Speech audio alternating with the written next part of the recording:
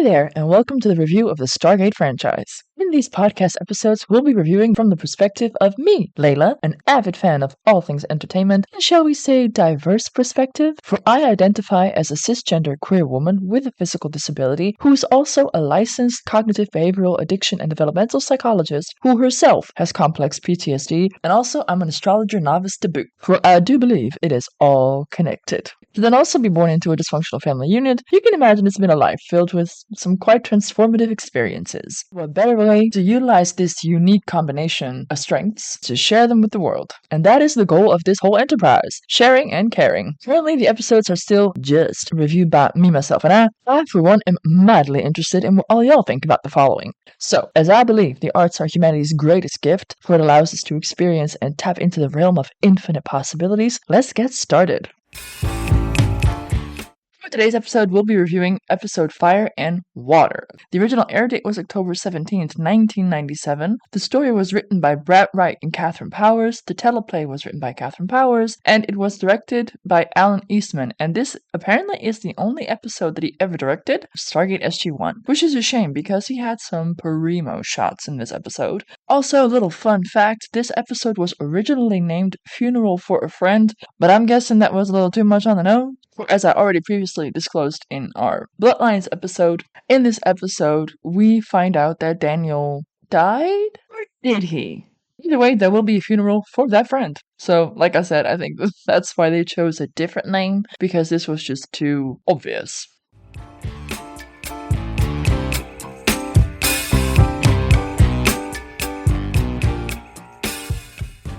Prosper, always. The episode starts off with the MGM lion roaring.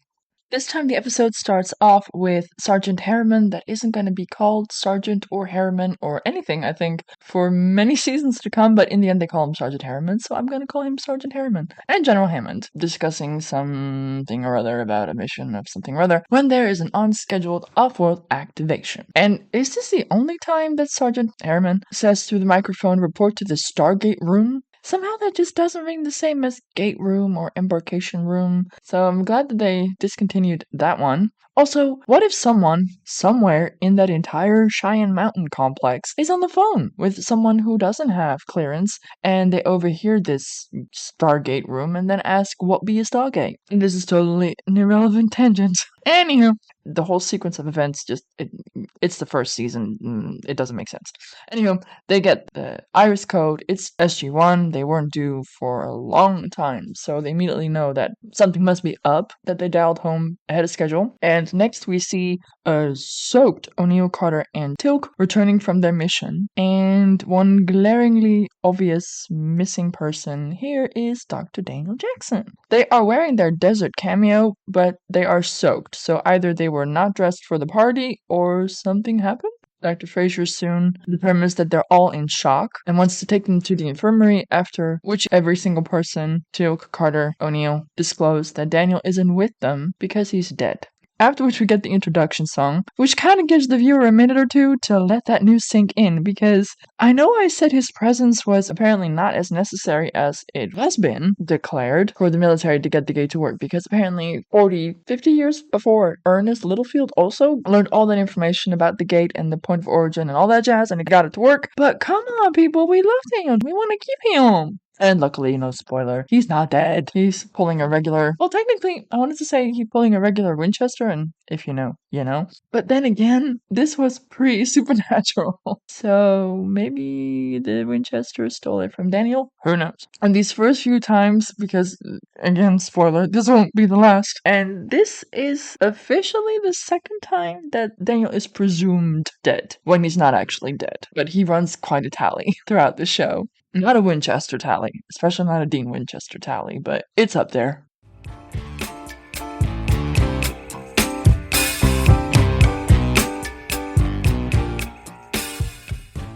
During their physical examinations, all the team members are shown to be in shock after witnessing and or experiencing a trauma.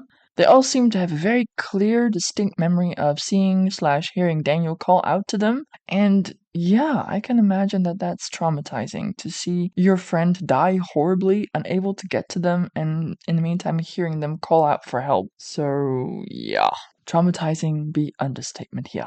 And I gotta say, in this episode, unlike the usually receptive, empathetic, and caring General Hammond, he now wants to team out and back at it as soon as they find a replacement for Daniel.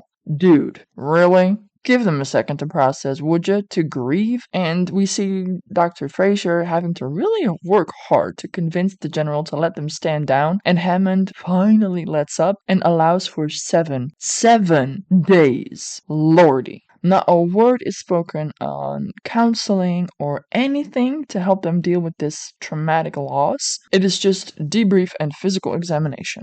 I do appreciate that Dr. Fraser tries to call attention to this, but General Hammond basically just belittles it, saying, when you work so close together with lives depending on each other, these sorts of experiences are just part of the package. And, I mean, even in the 90s, y'all knew about shell shock. I know the trauma in the last decade has become really a hot topic, and then we all basically learned that, we're all traumatized, more or less. So maybe we should get on that, as I'm currently doing. But that was an unexpected stance for General Hammond to take, considering his earlier performances of being a very empathetic, conscientious general.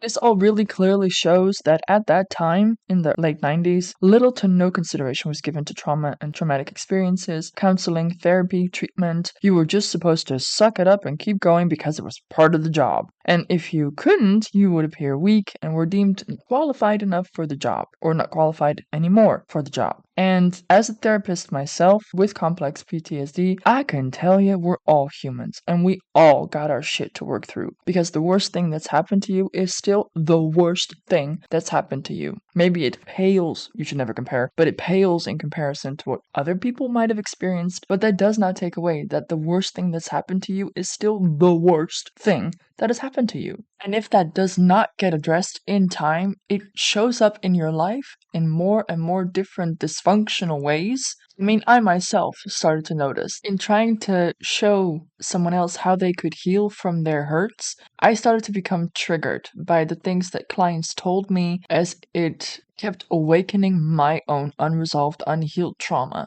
Though I don't think, or at least I very much hope, that my clients weren't aware of how I got triggered during certain sessions. The thing that clued me in was a client that was in multiple toxic relationships, both with family members and their partner. And she kept saying, but they mean well, but they mean well. And as I was trying to show her that, well intentioned or not, if the impact is hurtful to you, they should take responsibility and change it, it kept reawakening my own unhealed trauma from my own past. And it was in the middle of the COVID pandemic where I was already being triggered left, right, and center. And I think by that time, I just could no longer deny my own unresolved, unhealed trauma any longer. And I decided to seek help, because hurt people can hurt people. And I take my responsibility as a therapist very seriously. And we, especially, I think, cannot allow our biases or unresolved issues be carried into our work, because we carry that into a session with our clients. And a lot of damage can be done if you are not aware of your own triggers and trauma and biases.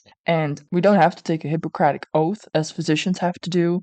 I asked about this once. Apparently, we have an ethical code, but it's a suggestion. It's not a declaration or an oath or just, I have notes on that one because I know. I have seen therapists say things that were very damaging, and clients showed me that words have power. And especially, unfortunately, many see their therapist as this all-knowing, or at least smarter than you are, person. And I mean, they are educated, it is their profession, but they are still human. You don't have to just agree and accept every single thing that they say. I mean, it's our job to make you think and decide for yourself, basically. Anywho, my point was that I think we too should have an ethical, make an oath declaration, something or other, of first do no harm. And I've lived, I've experienced how important it is to take responsibility for your words, however well intentioned.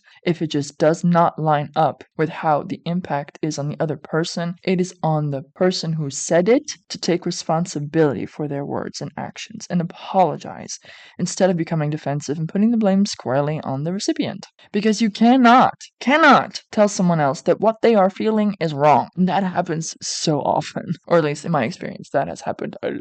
And that is what you're doing when you get defensive after someone calls you out on something you said. Because what you're basically telling them is, I did not mean to upset you, I did not mean to make you angry, so the fact that you are upset or the fact that you are angry means that there is something wrong with you, and that is not my fault. All this means is that people aren't communicating at the same frequency, and it is no one's fault. Just in communication, both parties are responsible for their words and their actions, and if the intent does not match up with the impact, it requires you to put in some additional effort to reconnect. Because apparently some wires got tangled up, crossed, static on the line. Oh, I could go on. There are so many figure of speeches for this one. I love them, and you know I do. From personal experience, when you tell someone, oh, but I or they mean well, they're basically telling you, let it go, move on, shut up. Something I was told quite a lot as a child. And it squarely puts the blame on the recipient, leaving the sender free and clear to move on as if nothing untoward just transpired, and you aren't, as the recipient, left feeling hurt and or dismissed. In the worst case, it can even make you feel that there's something wrong with you. And this allows these people to avoid self-reflecting, avoid taking responsibility for their own actions, and they apparently, usually, unfortunately, in my experience, seem dandy to just walk away after having hurt you, leaving you holding the steaming, hurtful bag of shit with a side order of shame and blame, because apparently you were the one that was wrong in this equation. And to me, worst of all is that this moment, this chance to truly reconnect with each other where intent does match impact, is lost. For when you become defensive, you shut someone else down. You dismiss their feelings, you become close-minded, and you're unable to exercise curiosity, to truly listen, to empathize,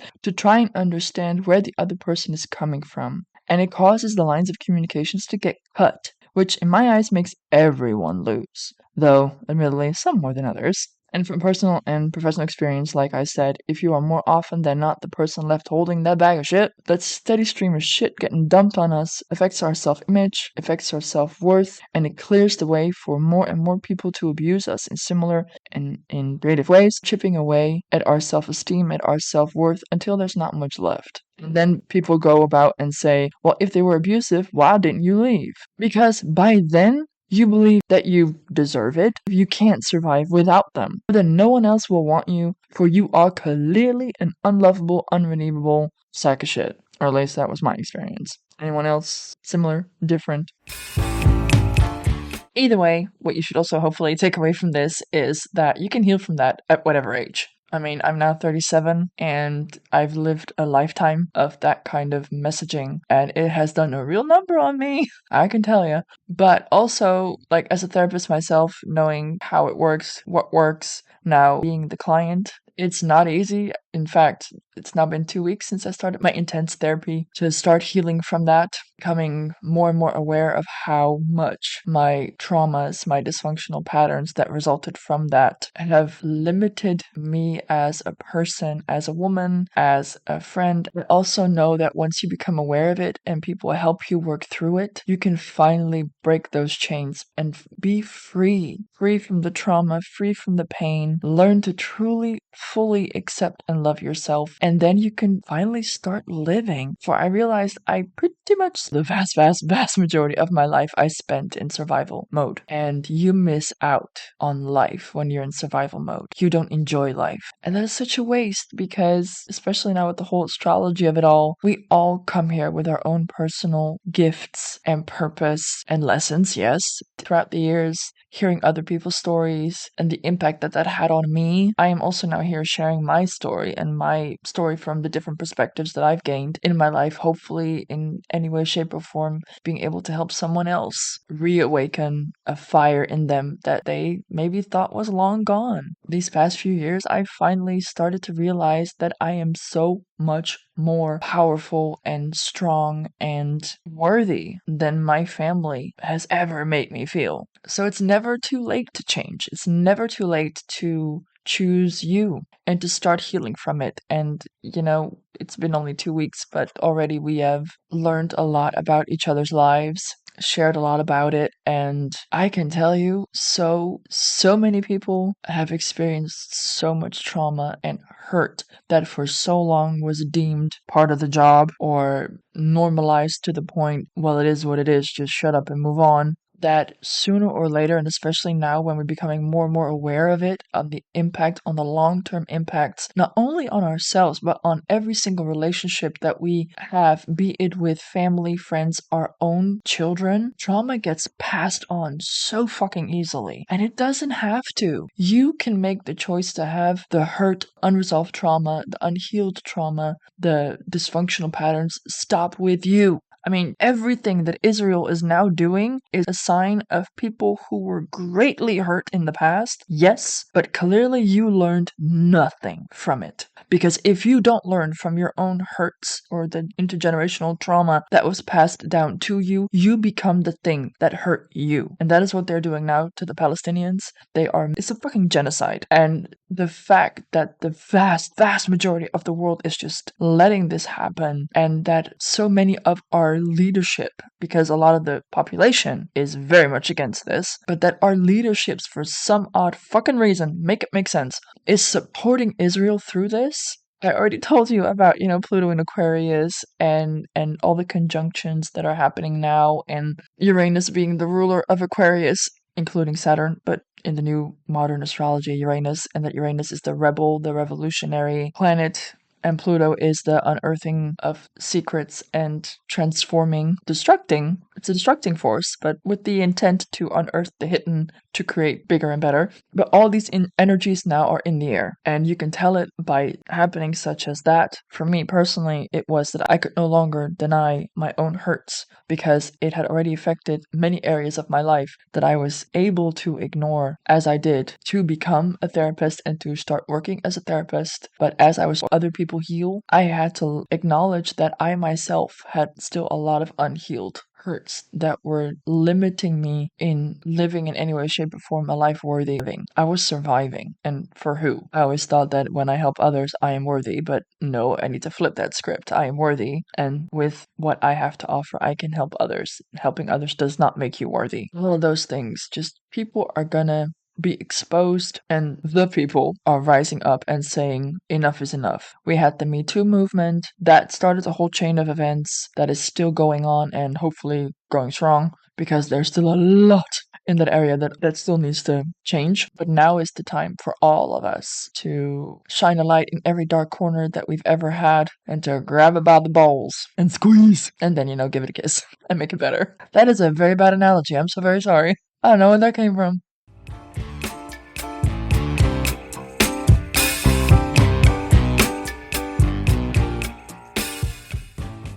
Back to the episode. They hold a ceremony with military personnel as if Daniel was a military officer. And as it turned out, fun fact, those are real military personnel in this funeral procession thingamabob, which cool. And, with the whole folding of the flags and the speeches and all that jazz. For a second there, I was like, why are we holding a memorial for Daniel in Stargate Command with only Stargate personnel? But to the rest of the world, apart from Catherine and Ernest, Daniel was already presumed dead. So, yeah, SGC personnel makes sense. And oh, that trumpet always gets me. The trumpet at military funerals, always gives me feelings. And I was shockingly quite moved by O'Neill's speech, saying he was our voice, our conscience, a very courageous man. He was a friend. Oh, we knew how you secretly loved him. And to that, I don't want to make enemies, but I gotta say this because apparently this has become a real thing to the point that it has unleashed a shit ton of hate in a shit ton of directions. But no, I don't mean slashy love. Not every bromance needs to be, an actual sexual romance. Men expressing affection for their male friends isn't automatically, I want to tap that. And, even if you do, blessings, be merry. Just in this case, no slashy. They are straight men. Nothing ever to the contrary is shown. And, write all the fan fiction you want, but keep canon and fiction life, for lack of a better phrasing, straight. Where does that phrase actually come from? Sorry, brain fart train derailment here. Can we change that? I mean, is it just me, or does it empower heterosexuality, giving off a certain I am right vibe by saying, let me get this straight? Or does my brain alone do that with that phrase of keeping it straight? I mean, I can imagine it wasn't meant to refer to sexual orientation, but alas, it has become synonymous. For in the 40s, 50s, 60s, they used the word gay, but I don't think it's being used unless you're like 75 years or older to still mean joyful. it has become too synonymous to homosexuality, causing people to stop using the word altogether to also mean joyful and, And I think might be an assumption, and we all know what happens when you assume. Yes, I know. But I'm assuming that that is a result of people stopped using that word because they thought that if you said that word and you meant joyful and not homosexual, you were somehow still showing your support or expressing your support for that gay lifestyle, which isn't a lifestyle. But if someone knows this, please do share. Because somewhere in my brain, I've always wondered. Here we go, off topic. Again, apologies. Back to the episode. And here, kudos to the writer or the director? I don't know. But what a scene transition, people. When Hammond says, "May he rest in peace," we go over to a scene with Daniel, and first of all, hey, Daniel's not dead. Yay! But he looks lost and slightly worried, so no resting in peace there. But before we learn anything more about what's happening or what happened to Daniel, we go back to Earth to his wake that O'Neill is holding for Daniel at his own house. We see Teal'c and Carter arrive, and I gotta love that they give Teal'c a straw hat to cover up his emblem, but it's clearly all SGC personnel, for O'Neill is regaling some woman with their visit to Abydos, telling her about that passionate kiss between Daniel and Sharae, and isn't that all classified? Or I'd imagine, right? So, okay. Like that he wore one outside so that people in the neighborhood didn't see, I get it, but inside he could have taken it off, but he never takes the hat off. To underline how alien Teal'c is, he says that he doesn't understand the whole wake idea, and that apparently in Jaffa land it is customary to not eat for 3 days and 3 nights. Yowza. But then again, I guess the gold symbiote can hold you over for a bit. As O'Neill offers them a drink, we see his setup, and sweet beverages. That is a nice cocktail setup you got there, Tom Cruise. As O'Neill is pouring Carter a beer, the bubbles seem to trigger a flashback, and O'Neill sees Daniel engulfed screaming out for help. This keeps happening throughout the episode for O'Neill, for Carter, again and again and again. And I mean, I don't see no flames, and why is it bubbles, but that apparently is the gist. We have to keep guessing. Bubbles, wet, fire, why, what happened? Finally, we go back to Daniel, and we see him in a wet t-shirt, and hello? You can say that Daniel may be a nerd, but he is a buff nerd. This made me think of that Supernatural post that you see where people on Tumblr apparently went from, "This is the nerd in my show," and "This is the nerd in my show." And I usually come across the Sam Winchester, "This is our nerd" in Supernatural. What was it, season 5? He became a buff nerd. And that kind of made me think, now I want to make a post saying, well, and this is our nerd in Stargate. Is that just me? I wanted to screenshot that image of Daniel, or Michael Shanks, being over a t-shirt sexy buff, and screenshot that, and this is our Stargate SG-1 nerd. But I don't have Tumblr. Is that post out there? If anyone knows where to find it, please do share. For I do believe it is an edition worth posting about. Come on, let me know that you're out there. Anywho. Side note, sorry. This was the first time that I kind of noticed it. That Daniel, Michael Shanks, is actually quite buff. Nerd that he is. It appears that Daniel was held back by the creature on the planet, and as he tries to introduce himself, as he always does, the creature just reveals cuneiform writing. And fun fan fact, I did not know this until I researched for this episode. The actor that plays this creature, Nem, is Gerard Plunkett, who has previously played Counselor Tuplo, the dude in the booby crappy toppy thingamabob in the episode The Broken Divide. And if you listen, you can hear it in their speech pattern. I think I posted an image of him with the wicked-ass crown and the booby crappy top, which kudos and respect for wearing that one, because I don't think that would be flattering on many. But you pulled it off, truly you did. Apparently the text says, "Reveal Fate Amarok." And why? I don't know, I should check this. I don't think he ever won an award for his performance, but throughout this show, just Michael Shanks, you are, I don't want to say an underrated actor, because I, for show, don't underrate your performance whatsoever, and I know that there are many with me, but you are not heralded as you should be, my friend. I do believe that. You are such a powerful, good actor, and we got a little sneak peeky in this episode of how good an actor you are, and I gotta give props to our director here on the beautiful shots of just the lighting and the camera framing and your blue eyes and just your constant wetness. Love it. I'm really horning on Daniel this episode. Sorry. Not sorry. A little sorry. I mean, credit where credit's due, right? It looks good.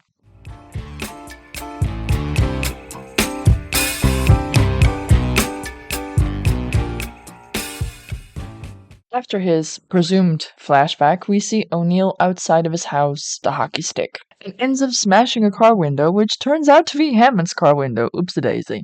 O'Neill tells Hammond he is again thinking about retiring, but Hammond now gives him an assignment, clearly states that it's not an order but a request, and that is to clear out Daniel's apartment. Oh yeah, that's what you want to be doing when you're already clearly grieving for your friend, but I guess, yeah. He is indeed the only somewhat family member Daniel still had left, so it does, in a way, make sense in addition to the confidentiality of Daniel being a Stargate Command employee. And I do really appreciate love Stargate magic that when they walk back inside, Hammond tells him, "You know that was my car, right?" And O'Neill just responds with, "You should get that window fixed." As in, they make a funny out of it, and clearly Hammond is not mad. But at the same time, I'm like, behaviorally, it's not okay that he doesn't acknowledge that he is the one that broke it, and that he at least should, make an apology. He is your superior officer, after all. But overall, this scene, the levity in it, despite the very heavy process of trying to grieve a friend and feeling probably, again, responsible, and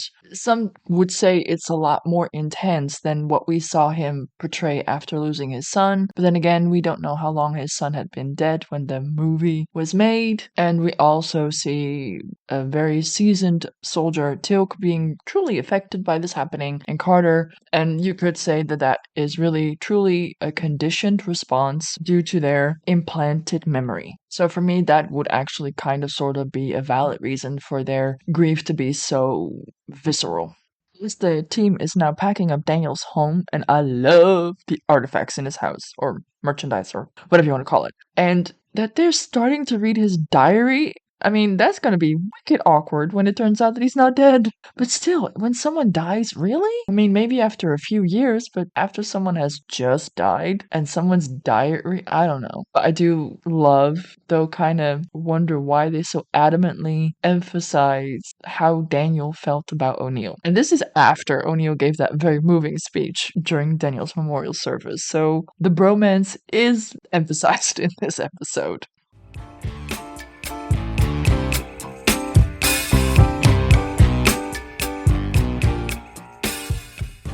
Back on the planet, Daniel learns that the creature Nem convinced his team that he is dead, so holding out for rescue is no longer a strategy that he should employ. He learns that Omaroka was Nem's mate, and that she was on Earth in Babylonian times. Daniel throws a little temper tantrum, which is adorable, as it was just one move shy of a full-on temper tantrum circle dance, or whatever you want to call that. But that doesn't take away of the bonding moment that happens when Daniel tells Nem that he too lost his mate to the Goa'uld. And this is the part where my psychologist brain goes, I have so many notes. But it's TV, it's the 90s, let's move on. As Dr. Janet Fraser tells them that they all have serious levels of serotonin in accordance with their depressive feelings, which would be understandable, losing a friend right in front of your eyes, feeling powerless to help, yeah, you would feel a little down about that. And then she goes on mentioning a small spot on all of their MRIs, and honey, that ain't small. And plus, a memory would not be in the exact same spot in people's brains because all of our brain maps are unique. Like a general area, maybe, but the spot that she indicates, like it would have had involved the amygdala, the hippocampus, not just a random spot on your brain. It wasn't the general area, you could say, but she refers, I think, to the cortex? No, I have so many notes, but that's beside the point. As before she even can go any further about that blob on the MRI, the gate activates, and suddenly this is like a Pavlov effect to O'Neill, Carter, and Tilk as they run towards the gate, and for a second we do see Daniel coming down the ramp in his standard green SG-1 gear, only to morph into a dude that looked nothing like Michael Shanks. I mean, for one, the dude is bald, has no glasses, and damn, that scowl! That is not a happy camper. Again, all of these things are to make the doctor, the general, the viewer aware that something is clearly up and wrong about their flashbacks, about that they all had this Pavlovian response to the gate dialing. And as they discuss that they believe that Daniel is alive, but also know that he is dead, this discrepancy seems to cause a dissonance and they decide to go back to the planet. But as soon as they try to utter the words, O'Neill gets a serious stab in the brain. And yeah, if you want to talk Pavlovian, this is clearly clearly conditioned behavior. And for some of you who might already know about Pavlov and the drooling dog, a Pavlovian response is what we refer to as pretty much conditioned behavior, as in we can condition certain behavior as in it becomes a habit. And the most famous response is that of Pavlov's experiment with the dog and the bell and the drooling. And if someone wants me to explain all of that, I can. If you want to, I will. Just drop a comment and I will post about it. But yeah, for now, it's enough to know that this is clearly a conditioned response, and one that he does not seem to have chosen for himself.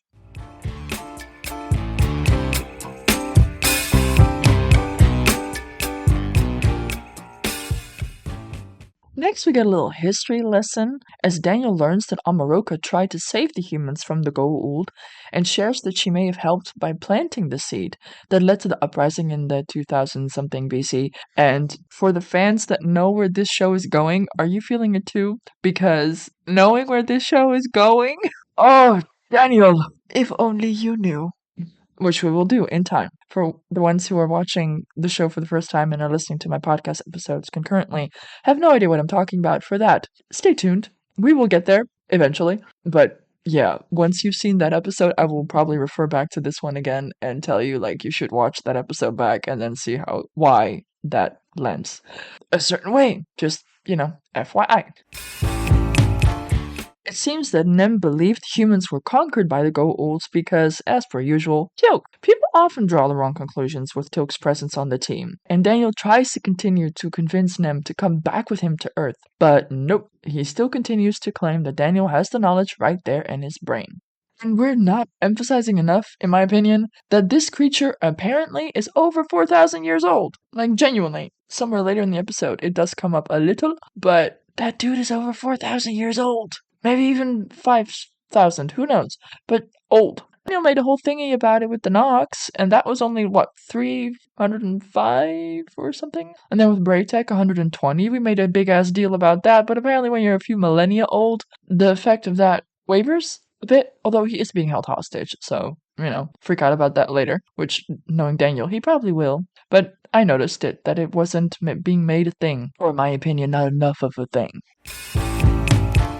Next, again, a Stargate magical moment where back on Earth they are trying to zen the team out with ocean sounds and try to coax the real memory, out of the team to see what happened on the planet and what happened to Daniel. And Carter and O'Neill seem to be impervious, but oh, look at Teal'c, he is in the zone. I really like that part. Again, it's a very heavy episode, but those little moments alleviate it and make it funny again. As they are all still vehemently claiming that they are sure that Daniel's dead, but also sure that he is not dead, they are now being taken off of active duty. See, they're being called no longer fit for duty because they are traumatized and can't seem to get their story straight. And, granted, you can't be dead and not dead at the same time, although it's the whole Schrodinger cat thingamabob, right? Which, again, is a psychological construct.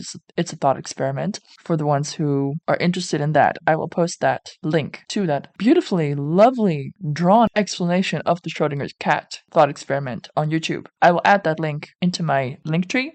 And yes, I do expand on this one because this kitty cat is going to come up again in a later episode. I think in 2-3 episodes? In the Enigma episode, this little kitty cat makes a reappearance. So I thought I might as well educate you while we were at it. Live and learn is our motto after all. Well, one of our mottos. We have many.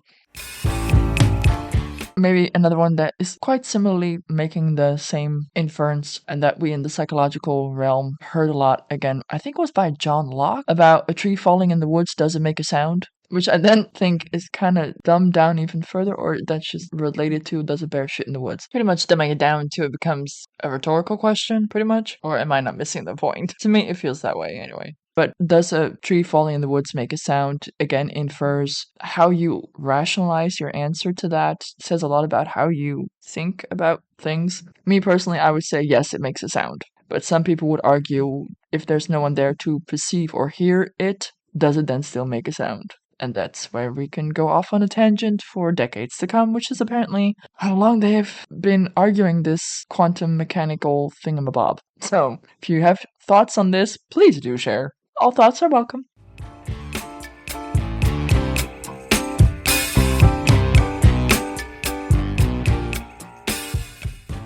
Daniel, sensing that he is pretty much locked in here for life, comes up with a thought-provoking, to continue on that note, idea of using the device that Nem used to give the team the memory of his death can possibly, maybe, also be used to help him find that deeply buried memory. Nem tries to warn him that it could damage and possibly kill Daniel, but right now he is willing to take that risk. For he says it is better to risk it than be sure that he will never see his friends or his wife again. And you gotta love the fact that the dude still, one, carries a torch for his lady, but also that he still clearly, strongly believes that he will see Sharae again. And I don't know why, but this love story has always resonated with me and hit me right in the feels. I've always rooted for them, and just, yeah. Which is probably why I loved it so much when I heard that they actually got together outside of the show and that they had a baby, which is also, nope, not saying it.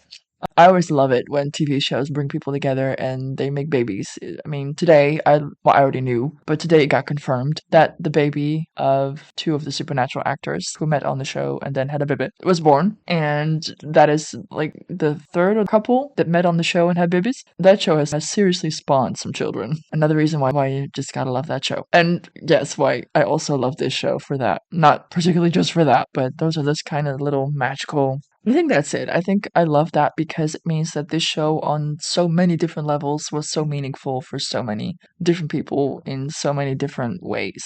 Like, this show is directly responsible for them meeting, for them falling in love, for them having a baby, creating life. I mean, that's powerful stuff, people. Knowing that you're directly responsible for people hooking up, finding love, making babies, creating a legacy. That's a good legacy to have, right? I mean, I think it's gonna be an anecdote for the rest of my life of my friend that I was there when she met her boo, her baby daddy. And another friend of mine the other day said that I was the only friend that she told where she was going when she went on a date with her now husband. So I was there for a lot of firsts, apparently. Can someone please be there for mine? Like, I'm still searching and waiting and like, where the fuck are you? So if anyone is a very good matchmaker, hook a girl up, would you? But as I've learned today, I have a lot of different karmic relationship indicators in my chart, so well, it's not that I'm not easy, it's just that my relationships are karmic, and thus oftentimes intense. Well, there is a setting in my chart that says that once you've been with me, you will remember me forever, for good or bad.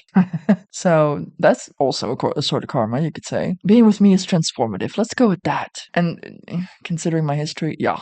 Negatively so far, mainly for me. I'm working on it though, to flip the script and finally make it memorably good for me. Apparently the cliche was true. You need to first learn to love yourself and learn to set boundaries. Shit. Two of the things I'm not very good at. But I'm working on it. I'm getting better at it. So, live and learn, live and learn.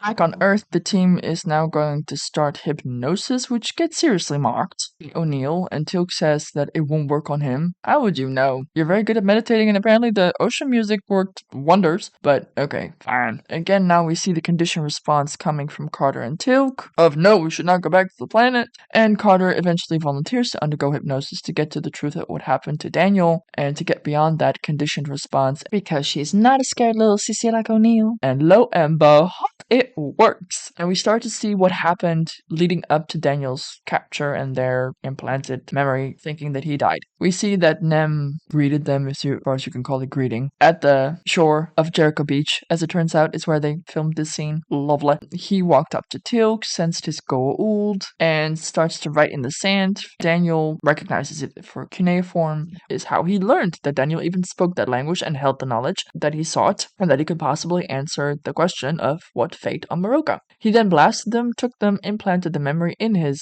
creepy-ass lab, and we see Carter remember that they left Daniel, which then she gets a very nice hug from O'Neill, which was very warm, yet again. See, now this is, if you ask me, canon, which they keep dangling. But okay, side note and spoiler, and moving on. We now, and I had to make a post about this because so many thoughts, yet again. We now see Daniel tied down in this torture chair to get at his memory. And, I mean, Sigmund Freud would have loved to get his hands on this fucker, and with him, many, I do believe. Because you can implant memories, you can dig up memories, you're tied down. So the kinky little fuckers among us would also love that one. I mean, just the other day I watched, okay, this is a little side tangent, but it's a goodie, so I want to share. And it loosely relates to this.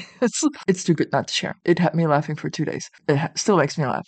Like the Cinema Therapy, the YouTube show about a family therapist, a relationship therapist, and a movie and TV show actor. Two dudes. They're funny. They're lovely. They have the YouTube channel called Cinema Therapy. Very educational. Should give them a follow. They're very good and funny. They're kind of doing what I'm doing, only as a YouTube video. And I do think, like, at a certain point, I was like, what do I have to add? Well, one, I'm a woman. Two, I have a disability. And three, well, they are quite considerate and inclusive. So that part they really do. But there are some videos where I'm like, I would add something on that. So here I am. And you're welcome, I think. I hope. I don't know.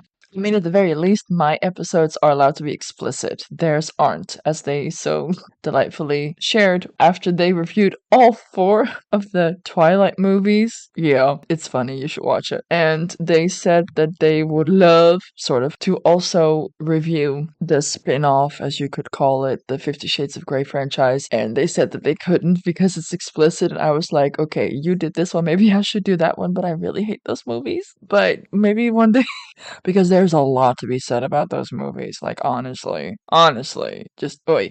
And I mean, overall, the thing that, in relation to what I just said, the thing that bugs me most about that is that it tried to normalize BDSM, which I support, but in a way that is very toxic, and thus it normalized the toxic narrative that is attached to BDSM, which is very wrong, because if you would actually look into it, BDSM would make for the most healthy, and I think anyone not in the BDSM culture could learn a lot from this, because if anyone works with consent and boundaries and respecting those, it is the BDSM community. Like, honestly, genuinely, like, so many people should learn a lot from that. But the movies, the books give it a very bad name, in my opinion, because it's a very toxic relationship and it perpetuates the narrative and, unfortunately, the reality that a lot of people that are into BDSM and do not have healthy boundaries, coping, use it quite manipulatively, resulting in abusive relationships. I think we can all assume, as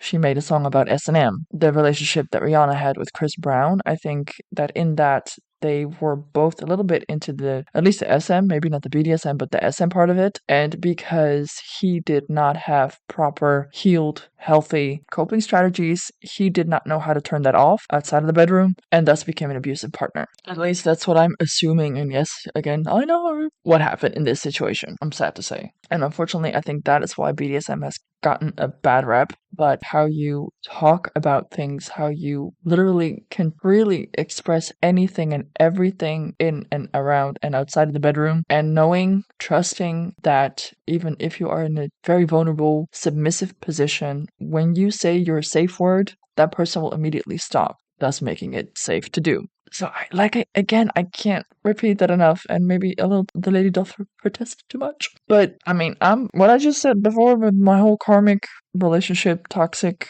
abound experiences, I'm trying to learn from that one, honestly. I'm the person that tries to learn from that, to openly discuss your wants, desires, but also your limits, your hard limits, your soft limits, your fantasies that you are maybe a little uncomfortable or shy about. But honey, just crack it all open, talk about it. It can only help you and improve your sex life, to be honest. So, go tip for now. Moving on. The quote that got this whole ramble going. The dude said, "I am not into BDSM, I'm into DSM-5." And that is such a psychologist joke, but it made me giggle. And it still makes me laugh. And I would follow that up on why not both? But that's just, yep. Moving on. That chair, yes. Nem is increasingly frying Daniel's brain. No, stop, please. We love him. We love his brain. So luckily, before he actually completely fries Daniel's brain, we learn that Bellas, a gold, shocker, killed Amaroka.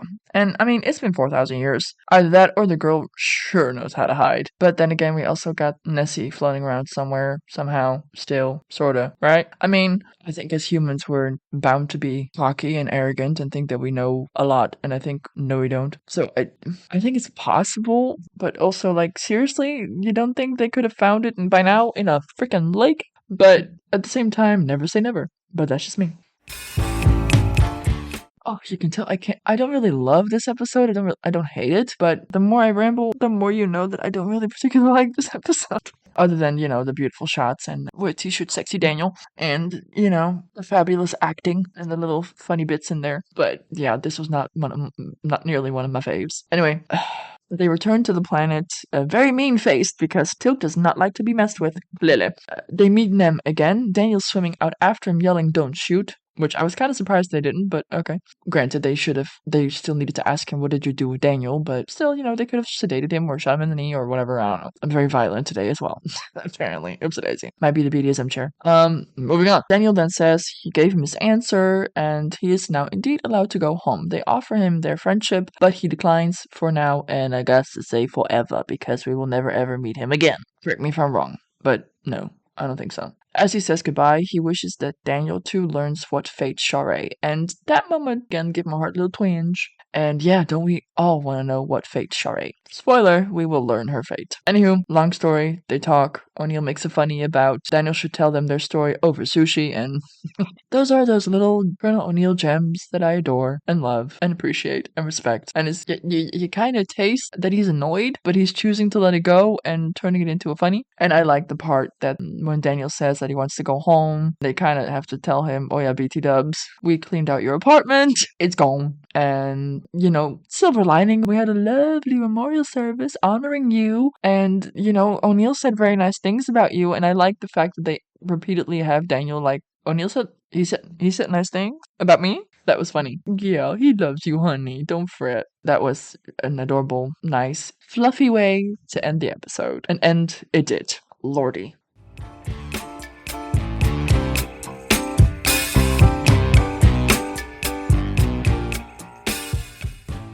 Next up, episode 14, named Hathor, after the Egyptian sex goddess. Yeah, that kind of gives you a little glimpse on on what's to come. Again, not one of my faves, but she's a great actress. They did it well overall. I think in trying to solve answering the how do Jaffa, it kind of also made it a little messy, which they then later on in the show try to give a completely different origin story or something. I don't know. Particularly, I like that one better. This one felt too wackadoodle. But if you choose to watch this episode as a sort of standalone, and I mean, again, first season, they were still trying to figure all of this shit out. Let's just see those first season episodes as mostly standalone. So when you do that, it's an okay episode.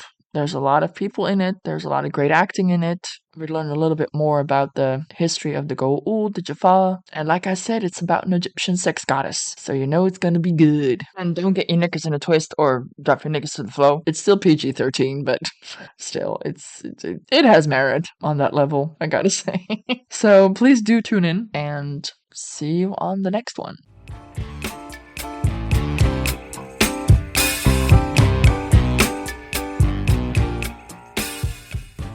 For additional reviews and content on a variety of subjects in addition to this franchise, come check out our podcast channel, as well as our Instagram account, Let's Review with Layla and You. For additional in-depth content, as well as provide us with a place for reciprocation where we can all share and exchange our ideas, thoughts, and whatever else we feel like sharing with the world. So come meet up with me, myself, and I, drop a comment, give us a follow, and come share what y'all think.